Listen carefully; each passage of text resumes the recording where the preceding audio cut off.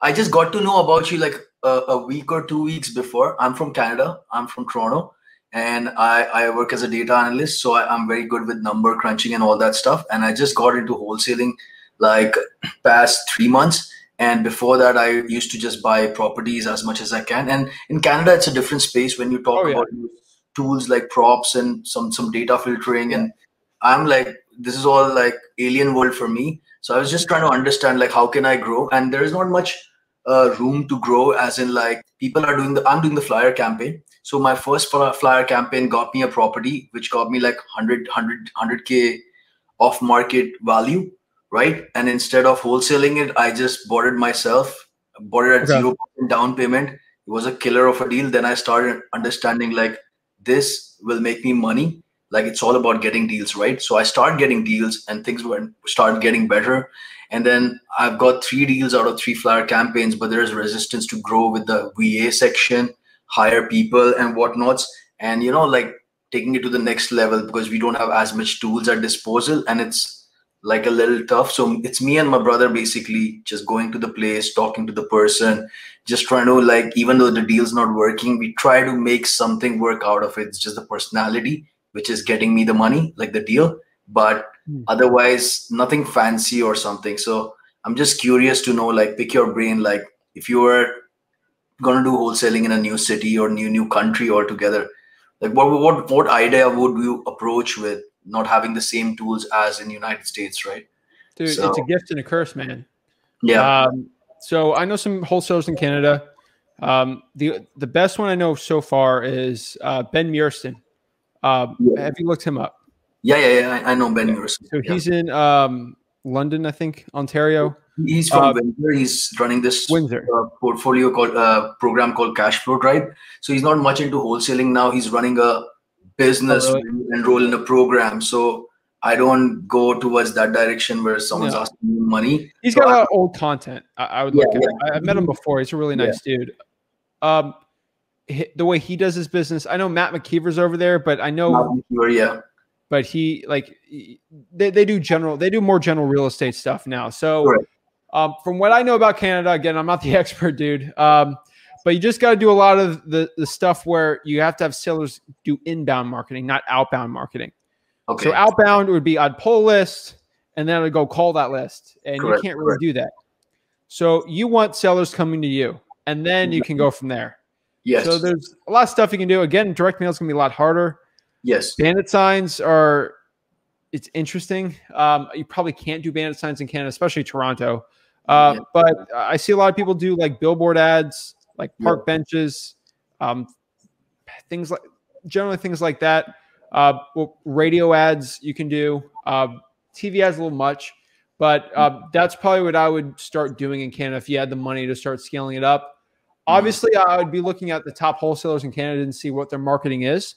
But it's not my expertise, but stuff like that's probably where you do. But the good part about that is that means there's probably not a lot of wholesalers out there, and there's plenty of deals. So again, I don't know the laws, regulations there, but in my opinion, that's kind of what I would start doing. Correct. But the interesting thing is what has happened in the past 1 year, the prices have gone over the roof over here. Every Tom, Dick, and Harry is doing wholesaling right now. It's just a matter of time when they run out of the money and they run out of their flyer campaign and they're like, close the book and get out. So it's about consistently doing as much as, like, you can only write checks your body can cash. Basically, you got to understand that and reverse engineer, and then try to do like small, maybe it might look less, but over a long run, you're doing it consistently. So we are doing that. But recently I'm understanding there's a good strategy of getting bird dogs in different cities, like far off cities, like hire people, train them and on a call and give them a script and all that fun stuff, and just like take it on from there, so that one can go for far off cities. Because right now everything is in Ontario is like the, what do you say, New York or something like that, and everyone's doing it over there. Nobody gives a rat's ass about Calgary and all that talk. Dude, that's where the money's at, bro. That's where the money's at. Yeah. Not that's there, but I feel sometimes there's like untapped market, even though there's less money or relatively less money, but there's not much competition. Like no one's going over there, like all that fun stuff, right? Like for example, Edmonton, in Calgary, it's at so low because of the oil industry and all that. It can go more low now. So Yeah. I'm just thinking like, should I just pack up my bag, go there and start work over there, and just like, it's all these crazy ideas. Not sure. Yeah. Maybe too much for my own good. I'm not having any idea. Like, I know for a fact, like Nova Scotia is very cheap, but it's very poor. Yeah. Maybe look at cities like Halifax, something like that, where I mean it's a lot cheaper. The price points. Just brainstorming with you, man. You could try reverse driving for dollars. That's another inbound strategy I think will work for you. Do you know reverse driving for dollars? Driving for dollars? Reverse driving for dollars. I don't know reverse driving for dollars. So driving for dollars, obviously, you go in your car, look for a bad property. So driving for dollars is you're driving in your car looking for a bad property. Correct. In the United States, you can actually look up the phone number and then, call them easy. The problem is in Canada, you can't go find someone's phone number that easy. Yeah. So what you could do is go driving around. You have a bird dog or someone doing it, obviously not you. And they have a property. It looks beat up. It needs help. Maybe it's vacant. What you're going to do, or maybe someone lives there, you're going to have your bird dog have like a yellow sticky note and say, hey, my name is John. I'm looking to buy your property, or, hey, my name's John, just give me a call back. And then you leave your phone number there and they'll stick it on, someone's windshield, on the car, or like by their door. And then that person will call you. And then boom, you got the phone number. And you have a conversation from him, say, hey, are you the owner there? Like, yeah, I'm the owner. Now you have their name. Oh, they're the owner. Now you have your phone number. Boom, get a wholesale deal done there. If you can do that at a large scale, it does really well. We do that in Florida, and it works pretty well. And it'd probably be better in Canada if you're in a city or a place that will work pretty well from there. So you're saying instead of dropping a letter at their house after driving for dollars and getting their information, do sticky note, sticky note, cheap and easy. And they'll call it. And you know what they're going to do? They're going to pique their interest. Like, who's lets sticky note their phone number in my house? I bet you'd call it, right? Yeah. I do something like interesting, which I found, like I got a lead.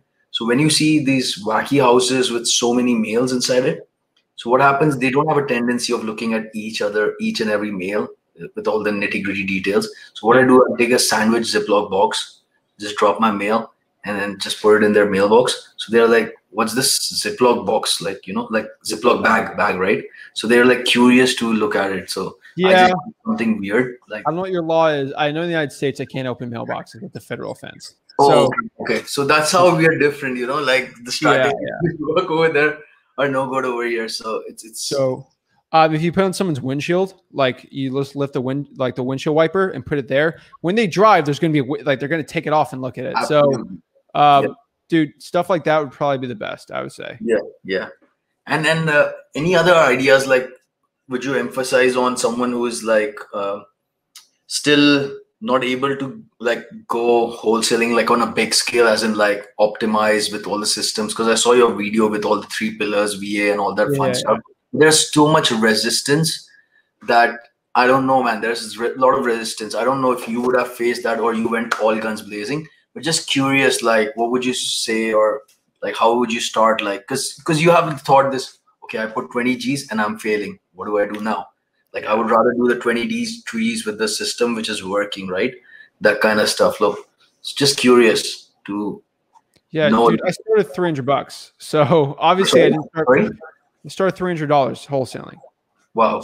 So I obviously was not putting in tens of thousands of dollars per month in overhead for the business I'm at now. You get to the point, you just start just adding zeros to stuff. So, got a $20,000 deal. End of my senior year of high school, 100K, put that 100K and make 300K, start getting more people, turn it to 500, 800, and then $1 million a year in profit. It took me 4 years to get to that point. Okay. 2 years, it really took me to understand actually how talking to sellers and actually doing things.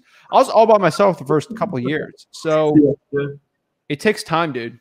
It's like bodybuilding. It's like you ain't going to get jacked without like, obviously don't take steroids. It's going to very bad for your health. But like, if you're going to like get strong, it takes years of like training to get there. Be really good at soccer or basketball. It takes a lot of training to get there. Same thing with the business, man. You can't go from 0 to 60 in a couple days. It ain't gonna work like that. So same thing as YouTube channel. I had 500 subscribers last year.